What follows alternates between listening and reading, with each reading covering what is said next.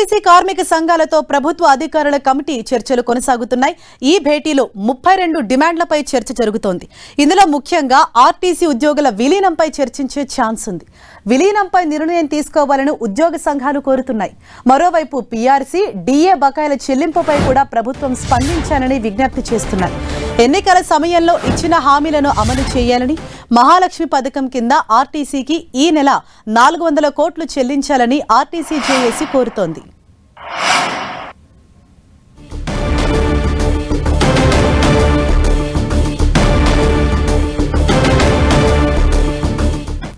Right, ఏదైతే ప్రభుత్వ అధికారుల కమిటీతో చర్చలు కొనసాగుతున్నాయో అందుకు సంబంధించి మన డీటెయిల్స్ తెలుసుకుందాం. మా ప్రతినిధి తిరుపతి చారి మనకు అందుబాటులో ఉన్నారు.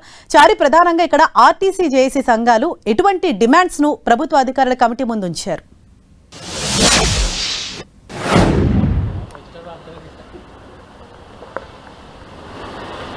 సమ్మె కొనసాగుతుంది. ఆర్టీసీ కార్మిక సంఘాల జేఏసీని ప్రభుత్వం చర్చలకు ఆహ్వానించింది. ఈ ఆహ్వానం మేరకు ఆర్టీసీ అధికారుల కమిటీ చర్చల్లో జేఏసీ నేతలు పాల్గొన్నారు.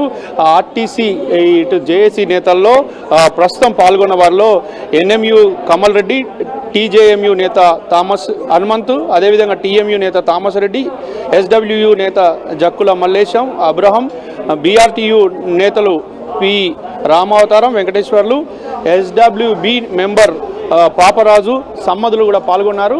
మొత్తానికైతే ఇటు అధికారుల కమిటీ వికాస్ రాజు నేతృత్వంలో ఆయన చైర్మన్గా కొనసాగుతున్నారు. ఇందులో సందీప్ కుమార్ సుల్తానియా, అదేవిధంగా దానకిషోరు, ఆర్టీసీ ఎండి నాగిరెడ్డి కూడా పాల్గొని చర్చల్లో చర్చిస్తున్నారు. అయితే ప్రధానంగా ఆర్టీసీకి సంబంధించిన 32 డిమాండ్లపైన ఈ చర్చలు కొనసాగుతున్నాయి. ఇందులో అనేక డిమాండ్లపై ప్రభుత్వం సానుకూలంగా ఉంది.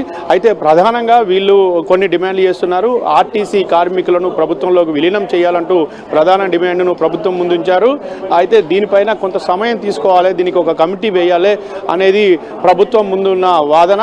అయితే ఆర్టీసీ మరి కార్మిక సంఘాల జేఏసీ దీని విషయంలో ఎలాంటి నిర్ణయం తీసుకుంటుంది అనేది ఒక అంశం. అయితే రెండో ప్రధాన అంశం ఏంటంటే ఇక మహాలక్ష్మి పథకం కింద ప్రతి నెల 400 కోట్ల రూపాయలను చెల్లించాలంటూ వాళ్ళు డిమాండ్ చేస్తున్నారు.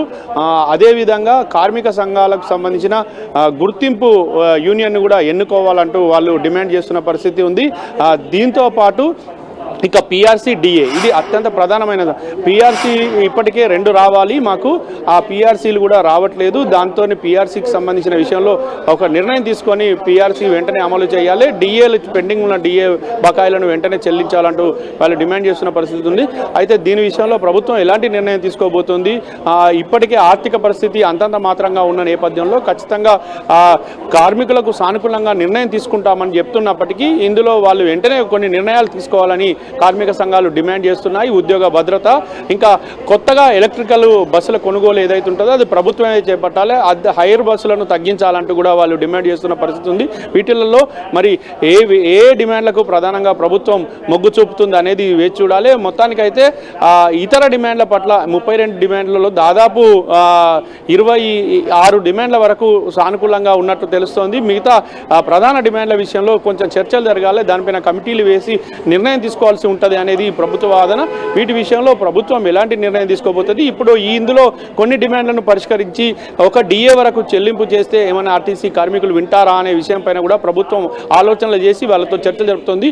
ఈ చర్చలు ఫలప్రదం కావాలని చెప్పేసి ఒకవైపు ఆర్టీసీ కార్మికులు కోరుకుంటున్నారు, ఇటు మహిళలు కోరుకుంటున్నారు, ప్రజలు కోరుకుంటున్నారు.